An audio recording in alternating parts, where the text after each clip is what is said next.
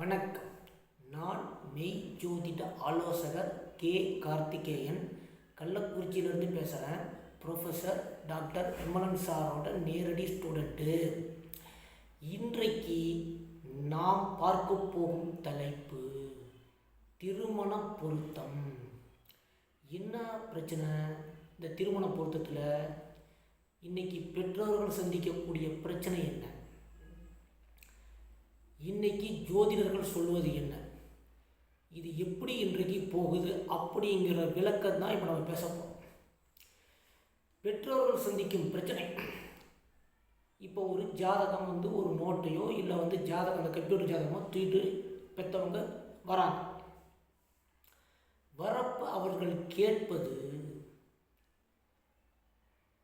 என் பிள்ளைக்கு என்ன தோஷம் இருக்கிறது, திருமணம் நடக்குமா, அதற்கான பரிகாரம் என்ன, எப்பொழுது நடக்கும், எங்கே நடக்கும், எந்த பெண் அமைவார்கள் அப்படின்லாம் பெற்றோர்கள் கேட்கிறார்கள். ஜோதிடர்கள், இன்றைய ஜோதிடர்கள், அதாவது படிக்காத ஜோதிடர்கள், அவங்க சொல்கிறது என்ன அப்படின்னா, இந்த தோஷம் இருக்குது, கலத்திர தோஷம் இருக்குது, மாங்கல்ய தோஷம் இருக்குது, புத்திர தோஷம் இருக்குது. அது மட்டுமல்ல, இங்கே புத்திர தோஷம் மட்டுமல்ல, பல்வேறு தோஷங்களை சொல்லிக்கொண்டு இருக்கிறார்கள்ங்கிறது உண்மை. சரி, தோஷங்கள் சொல்கிறார்களே தவிர குணவிசேஷங்களை சொல்கிறார்களா அப்படின்னா அது இல்லை. என்னங்க, குணவிசேஷங்களை அந்த ஜோதிடர்கள் சொல்கிறார்கள் அப்படின்னு சொன்னால் அதுதான் இல்லை. குணங்களை ஜோதிடர்கள் சொல்வதில்லை. பரிகாரம் தோஷம், பரிகாரம் தோஷம், பரிகாரம் தோஷம் என்று கதை கட்டி விடுகிறார்கள். ஒரு பையன் ஜாதகத்திலேயோ பெண்ணின் ஜாதகத்திலேயோ 2, முக்கியமாக 3, 5, 7 இந்த பாவங்களின் நிலை என்ன? பையன் ஜாதகத்தில் 2, 3, 5, 7 இந்த பாவங்களின் நிலை என்ன? இந்த பாவங்கள் எப்படி செயல்படுகிறது? எந்த குண விசேஷங்கள் ஆணும் பெண்ணும் இந்த பாவங்களின் அடிப்படையில் செயல்படுகிறார்கள்? இந்த பையனின் குணங்கள் பெண்ணின் குணங்களோடு ஒத்து போகுமா போகாதா என்பதற்கு பேருதான் பொருத்தம். நீங்கள் சொல்வது தோஷ பொருத்தம் அல்ல. தோஷத்துக்கு தோஷம் சேர்ப்பது பொருத்தம் அல்ல. அதாவது இப்போ 2இல் ராகு, 5இல் ராகு, 7இல் ராகு இருப்பவர்களுக்கு, 2இல் ராகு இருப்பவர்களே, 5இல் ராகு இருப்பவர்களே, 7இல் ராகு இருப்பவர்களே பொருத்த வேண்டும் என்று சொல்லிக்கொண்டு இருக்கிறீர்களே ஜோதிடர்களே, உங்களைத்தான் நான் சொல்கிறேன். அது சரியா? ஏன் கேட்குறேன் அப்படின்னா, 2இல் ராகு, அப்போ குடும்பத்தில் விட்டு கொடுத்து போகும் மனநிலை இல்லாதவங்களாம் அங்கே இருக்காங்க. 5இல் ராகு, சிந்தனையில் விட்டு கொடுத்து போகும் மனநிலை அவர்களிடம் இருப்பதில்லை. 7இல் ராகு, கணவனோ அல்லது மனைவியோ ஒரு விட்டு கொடுத்து போவதோ அனுசரிக்கும் தன்மையோ அவர்களிடம் வருவதில்லை. அப்படி இருக்கும் பட்சத்தில் நீங்கள் தோஷத்துக்கு தோஷம்தான் சரியா வரும் என்று தோஷத்தை பொருத்தி இந்த பிரச்சனையோடு இன்னொரு பிரச்சனையும் சேர்த்து இல்வாழ்க்கையில் சிக்கலாக்குகிறீர்கள் என்பது உண்மை, யதார்த்த உண்மை. முதலில் ஒன்றை தெரிந்து பழகிக் கொள்ளுங்கள். 2இல் நல்லவர்கள் இருக்கும் பொழுது அவர்கள் குடும்பத்தை அனுசரித்து செல்கிறார்கள் என்பது முடிவு செய்து கொள்ளுங்கள். ஆணுக்கோ பெண்ணுக்கோ 2இல் சுபக்கோள்கள் என்று சொல்லக்கூடிய குரு, சுக்கிரன், வளர்பிறை சந்திரன், புதன் இவர்கள் இருக்கும்போது அந்த குடும்பத்தில் மகிழ்ச்சி நிலவுகிறது. குடும்பத்தை அனுசரித்து செல்ல வேண்டிய பக்குவம் அந்த ஜாதகம் அடைகிறார் என்று முடிவு செய்து கொள்ளுங்கள், ஆணும் பெண்ணும். 5, அப்போ 5 சிந்தனை, அறிவு, அப்ப சுபக்கோள்கள் ஆணுக்கும் பெண்ணுக்கும் அந்த 5 சுபக்கோள்கள் இருக்கும் பொழுது அறிவு விசாலமாக வேலை செய்கிறது. விட்டு கொடுத்து போகும், அனுசரித்து போகும் அந்த அறிவுடையவர்களாகவும் பக்குவம் உடையவர்களாகவும் அவர்கள் மாறுகிறார்கள், ஆணும் பெண்ணும். இதே 7 சுபக்கோள்கள் என்று சொல்லக்கூடிய குருவும் சுக்கிரனும் வளர்பிறை சந்திரனும் புதனும் இருக்கும் பொழுது கணவனோ அல்லது மனைவியோ நல்ல உடையவர்களாகவும் நல்ல குணவதிகளாகவும் குணவான்களாகவும் இருக்கிறார்கள். விட்டு கொடுத்து போவது, அனுசரித்து போகும் குணம் அவர்கள் இயற்கையாகவே வந்துவிடுகிறது என்பதே யதார்த்த உண்மை. இதுவே 7 தீய கோள்கள் இருக்கும் பொழுது, 2 தீய கோள்கள் இருக்கும் பொழுது, 5 தீய கோள்கள் இருக்கும் பொழுது, இங்கே தீயக்கோள் என்று சொல்லக்கூடிய சூரியன், செவ்வாய், சனி, ராகு, கேது இந்த 5 பேரும் ஆணின் ஜாதகத்திலும் பெண்ணின் ஜாதகத்திலும் 2, 5, 7 இருந்தால் 2 இவர்கள் இருக்கும் பொழுது, இந்த தீவர்களான சூரியன், செவ்வாய், சனி, ராகு, கேது ஆணுக்கும் பெண்ணுக்கும் இருக்கும்போது குடும்பத்தில் அமைதியற்ற தன்மை நிலவுகிறது, அமைதி இல்லாத தன்மை நிலவுகிறது, அடிக்கடி சண்டை சச்சரவுகள் ஏற்படுகிறது, விட்டு கொடுத்து போகும் தன்மை இவர்களுக்கு வருவதில்லை. குடும்பத்தில் அனுசரித்து போகும் தன்மையும் விட்டு கொடுத்து போகும் தன்மையும் அவர்களுக்கு வருவதில்லை. தீயதை பேச கற்றுக்கொள்கிறார்கள், கடினமாக பேசுவார்கள். தீய கோள்கள் இருக்க 2ஆம் பாவத்தை கடினமாக பேசக்கூடியவர்கள். இங்கே 5ஆம் பாவத்தில் சூரியனோ செவ்வாயோ சனியனோ ராகோ கேதோ இருக்கும் பொழுது, ஆணுக்கும் பெண்ணுக்கும் இருக்கும் பொழுது, அங்கே சிந்தனைகள் அனைத்தும் விட்டு கொடுக்கும் தன்மை அற்றவர்களாக மாறுகிறார்கள். அந்த சிந்தனையில் தீய குணம் கலந்திருக்கிறது, தீய சிந்தனைகள் அவர்கள் மனதில் சிந்தனையில் இருக்கிறது. அந்த தீய சிந்தனைகள் இருவருக்கும் ஆணுக்கோ பெண்ணுக்கோ வெளிப்படும் பொழுது அங்கே அனுசரித்து போவதோ விட்டு கொடுத்து போவதோ அவர்களிடம் இருப்பதில்லை. சிந்தனை விசாலமாக இருந்தால்தான் அறிவானது விசாலமாக இருக்கும். நல்ல கோள் இருக்கிறப்ப, தீய கோள் இருக்கிறப்ப கடினமானதாகவும் அனுசரித்து போகக்கூடிய குணம் இல்லாதவர்களாகவும் விட்டு கொடுக்கும் தன்மை இயலாதவர்களும் தீய செயல்பாடுகளையே அந்த சிந்தனையை வெளிப்படுத்தக்கூடியவர்களாகவும் ஆணும் பெண்ணும் மாறார். இதை கவனமாக நீங்கள் புரிந்து கொள்ள வேண்டும். 7 தீய கோள்கள் சூரியனோ செவ்வாயோ சனியனோ ராகோ கேதோ இருக்கும் பொழுது கணவனோ அல்லது மனைவியோ, அதாவது அனுசரித்து போக முடியாத, விட்டு கொடுக்கவும் முடியாத, வாழவே முடியாத ஒரு செயல்பாடுகள் அந்த 7ஆம் பாவத்தில் ஏற்படுகிறது.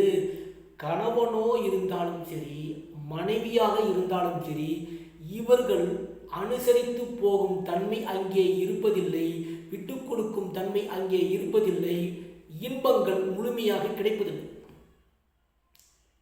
இன்ப சுகங்கள் 7 கணவனுக்கோ அல்லது மனைவிக்கோ அந்த தீய கோள்கள் இருக்கும்போது இன்ப சுகங்கள் முழுமையாக அங்கே மன நிறைவற்றவர்களாக இருக்கிறார்கள்.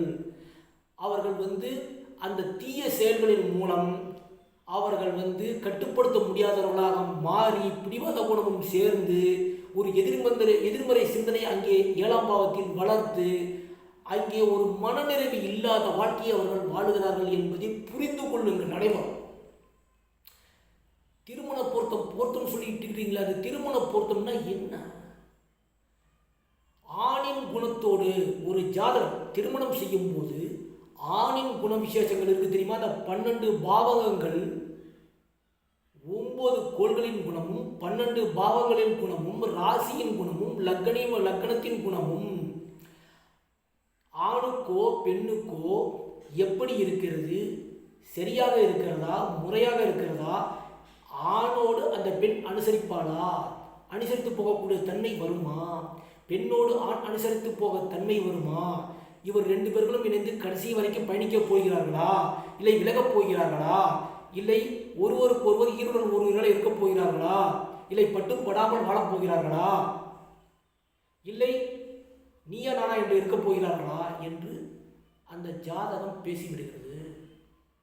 பொருத்தம் என்பது குண விசேஷங்கள் அடிப்படையில் தான் இருக்க வேண்டுமே தவிர பரிகார விசேஷங்கள் அல்ல. பரிகாரத்தால் குண விசேஷங்களை மாற்றிவிட முடியும் என்றால் ஜோதிடம் பொய்யாகி விடுகிறது, அடிப்படை பொய்யாகிறது. அதாவது கடவுள் என்பது சுப்பீரியர், ஜோதிடம் என்பது எதிர்காலத்தை பற்றிய அவன் தலையெழுத்தை வாசிக்கக்கூடியது. அப்போ ஜோதிடத்திற்கும் ஆன்மீகத்திற்கும் சம்பந்தம் இல்லை. கடவுள் வழிபடக்கூடிய இடத்தில் கடவுள் வழிபாடுகளால் நன்மையும் உண்டு தீமையும் உண்டு என்பது போல ஜோதிடத்திலும் நன்மை தீமையை குணவிசேஷங்கள் அடிப்படையில் அந்த நன்மையும் தீமையும் யாரும் பார்ப்பதில்லை, தோஷங்களாக பார்க்கிறார்கள். குணவிசேஷங்களாக யாரும் பார்ப்பதில்லை. உதாரணத்திற்கு சூரியன் எங்கிருந்தாலும் அதிகாரத்தை வெளிப்படுத்துகிறான், சந்திரன் அன்பை வெளிப்படுத்துகிறான், செவ்வாய் வீரத்தை வெளிப்படுத்துகிறான், கோபத்தை வெளிப்படுத்துகிறான், புதன் அறிவை வெளிப்படுத்துகிறான், திறமையை வெளிப்படுத்துகிறான், புத்திசாலித்தனத்தை வெளிப்படுத்துகிறான். குரு ரூல்ஸ் அண்ட் ரெகுலேஷன்ஸ் பேசிக்கிட்டே இருப்பார். எந்த வீட்டில் குரு இருக்கிறானோ அங்கே ஒழுக்கமும் ரூல்ஸ் அண்ட் ரெகுலேஷனும் கலந்து இருக்கிறது. சுக்கிரன் இன்பம், உலகத்தில் நடக்கும் அத்தனை விதமான இன்பங்களும் கேளிக்கைகளும் கொண்டாட்டங்களும் கூடிய தலைவன் சுக்கிரன். சனியன் தாழ்வு மனப்பான்மையின் தலைவன், தள்ளி போடும் குணத்தின் தலைவன், கட்டளை சொல்ல ஏற்கக்கூடிய தலைவன். அது மட்டுமல்ல, சோம்பேறிகளின் தலைவன், உலகத்தில் நடக்கும் அனைத்து விதமான கேடுகளின் தலைவன். ராகு என்பவன் நயவஞ்சகத்தின் தலைவன், புண்படுத்தும் செயல்களுக்கு தலைவன், சீட்டிங்கு தலைவன், மாபெரும் கொள்ளைக்காரனுக்கு தலைவன். இது ராகு.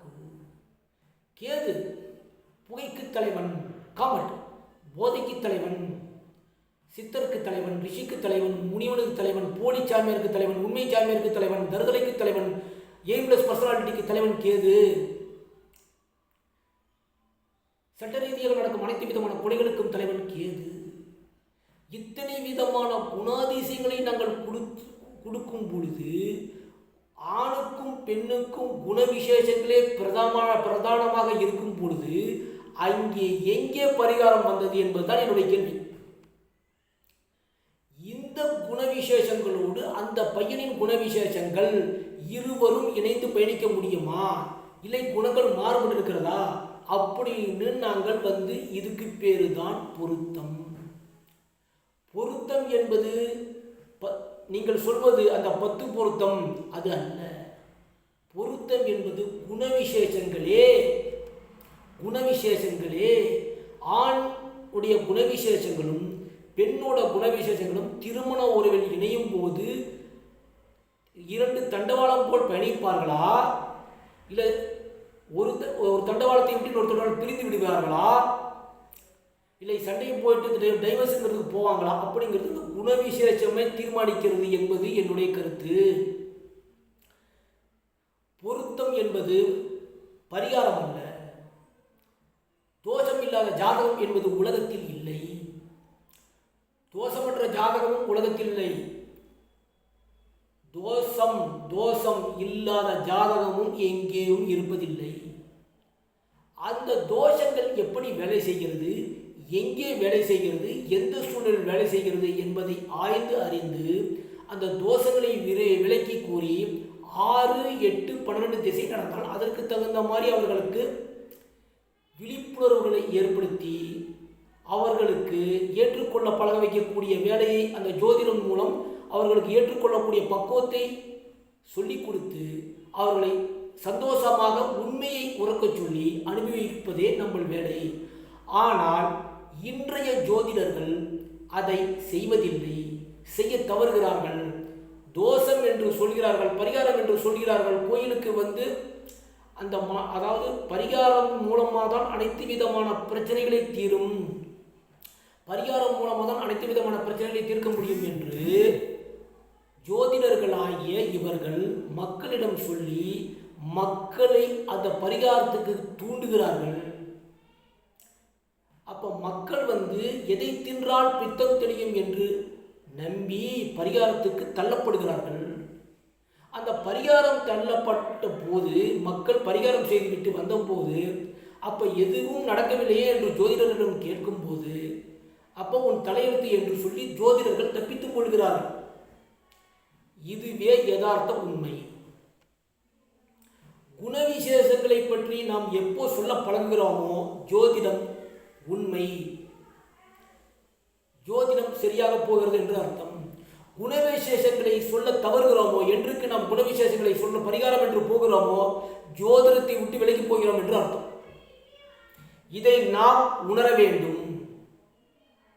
ஜோதிடர்களே, நீங்கள் உணர வேண்டும். தயவு செய்து உணருங்கள். இங்கே பொருத்தம் என்பது குணங்களை அடிப்படையாக கொண்டு திருமண பொருத்தம் என்பது ஆணும் பெண்ணும் குணங்களை அடிப்படையாக கொண்டு செயல்படுகிறது என்பதை உணருங்கள். திருந்துங்கள் ஜோதிடர்களே, திருந்துங்கள். திருமண பொருத்தம் என்பது உணர்வுகளும் குணங்களும் பாவங்களும் கோள்களும் திசைகளும் லக்கினமும் கோள்கள் இணைந்த பலன்களும் கோள்கள் பாவங்களில் மாறி நின்ற பலன்களும் செல்வ யோகங்களும் அரச யோகங்களும் அந்த ஜாதகம் ஆணு பெண் ஜாதகம் இதை அனைத்தும் தீர்மானிக்கின்றன என்பதை உணருங்கள். பொருத்தம் என்பது மனிதர்களுக்கு சொல்லுகிறோம். அப்ப மனிதர்கள் 6 அறிவுள்ள மனிதர்கள் குணங்களை அடிப்படையாக கொண்டுதான் இயங்குகிறார்கள். இதை முதலில் மனதில் வைத்துக் கொண்டு அனைத்து ஜோதிடர்களும் உண்மையை சொல்ல பழகுங்கள். சப்ஸ்கிரைப் பண்ணுங்க, ஷேர் பண்ணுங்க, பெல் ஐக்கானை கிளிக் பண்ணுங்க, அனைவருக்கும் ஷேர் பண்ணுங்க. மக்களை விழிப்புணர்வு செய்வீர்களாக. நன்றி, வணக்கம்.